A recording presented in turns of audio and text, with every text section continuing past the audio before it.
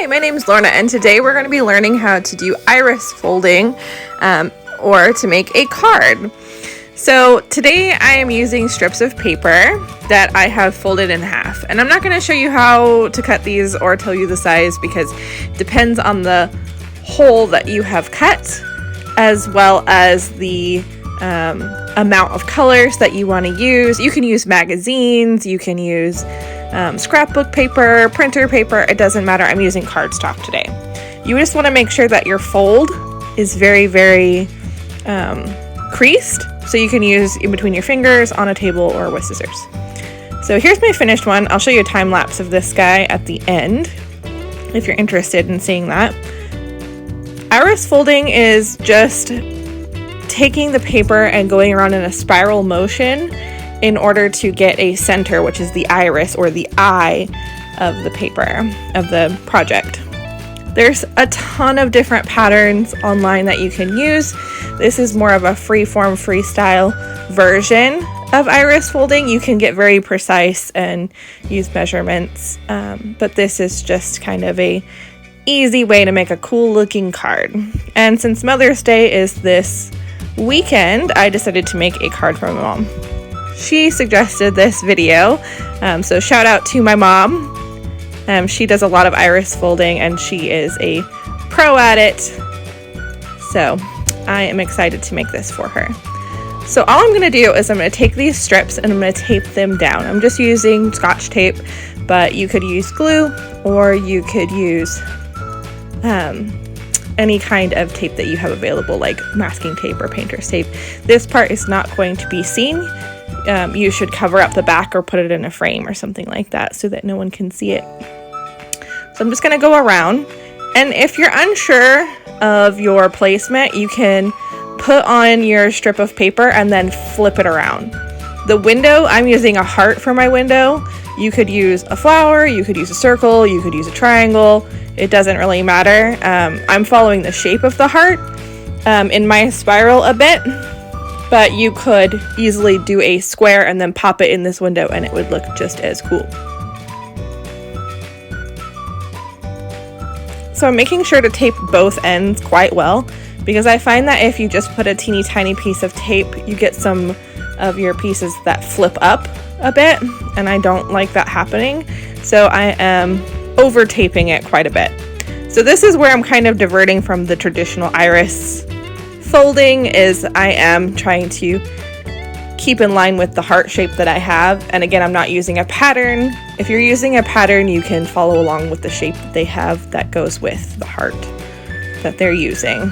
But I am winging it as I go, but keeping with that spiral motion.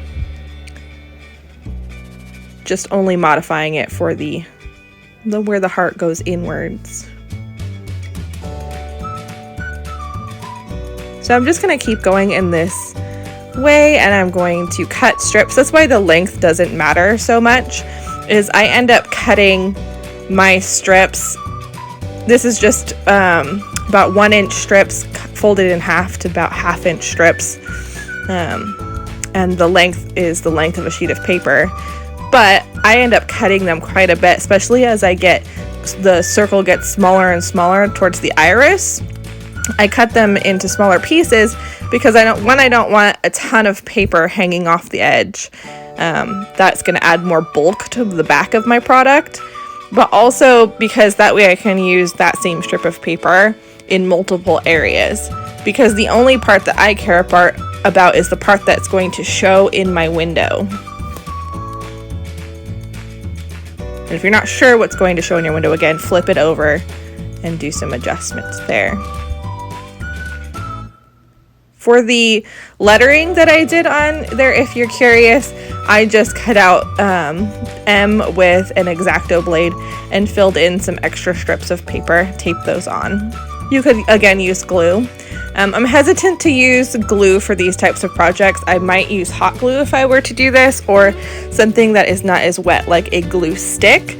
But because I'm using cardstock, I feel like a glue stick would not be strong enough for the cardstock, because the cardstock wants to unbend and it's it has a heavier weight to it, so it needs more adhesive to hold it down. And if I used a wet glue, like an Elmer's glue or a Mod Podge, it might be too damp and warp the paper. You could use rubber cement for this. That would be a really good glue. The rubber cement tends to smell not nice when you're working with it, and so you'd have to have it out next to you. So it would work really good. It's great for paper, but it would not be pleasant to smell the whole time you're doing this project. Tape works really, really good. You're not going to see it, and it has a strong hold. It is also archival, so you're going to have this around for a long time.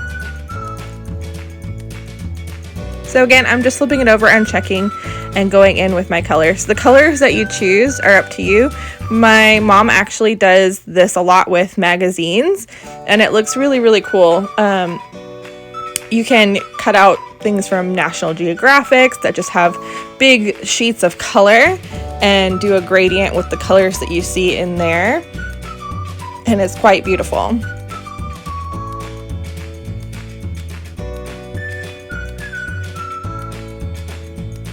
The colors I'm choosing were just ones that I thought were bright and happy and kind of springy.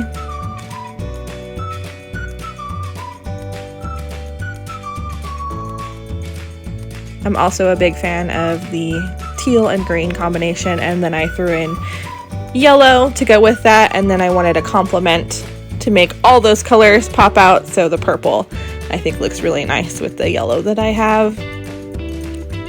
And as you see that it's the iris is starting to close in. It's just like a camera lens. As it's starting to close in, it's getting smaller and smaller and smaller. And so I'm needing less and less paper. So if you were trying to conserve paper, or you didn't have as much of one type of paper as another, you could use the one you have the most of on the outside and the one you have the least of on the inside. And you'll see that the shape is changing. If I were to pre-plan this and draw out my iris in the exact curvature that I wanted it to go, I could control the shape of the iris a little bit more. I could make it more circular, more triangle, more square, depending on what I wanted. So I'm just going to continue in this manner until the iris is as small as I want, and then I'm going to pop a piece of yellow onto the back of it to cover it. And then you can go ahead and pop it in a frame, or add a backing, or attach it to the front of some more cardstock to make a card. The options for this are limitless. You can make a big art piece of this and put it on the wall, and that would be really cool too, so it doesn't have to just be a card. So I'm not going to show you the finishing of this. I'm just going to show you the method to get the iris.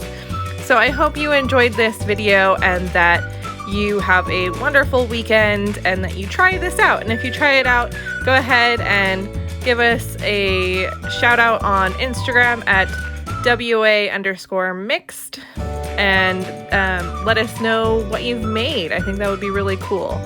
So again, thanks for watching. There is going to be a small time lapse of the heart I showed in the beginning of this video if you're interested in seeing how I made that one. Slightly different than this, but again, it's still iris folding. So I hope you enjoyed this, and you have a wonderful day.